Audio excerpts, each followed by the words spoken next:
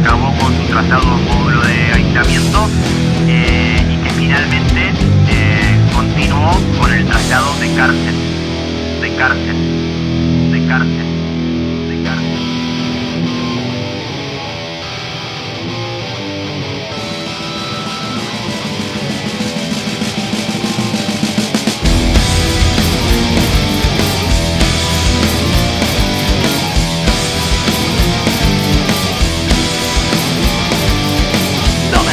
Cuento del guardia civil.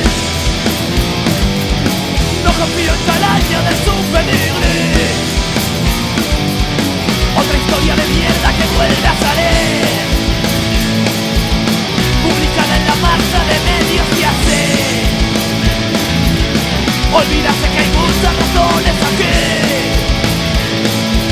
para que hayan creado este ambiente.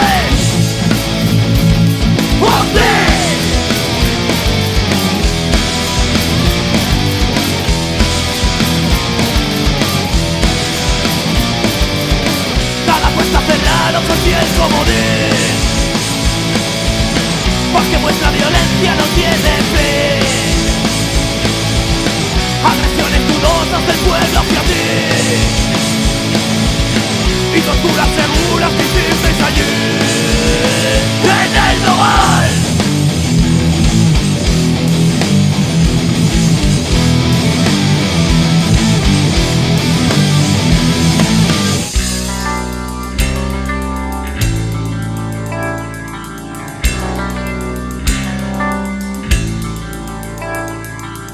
Hay asesinos y hay detenidos, pero el concepto no es el mismo. Matar es gratis si llevas placa.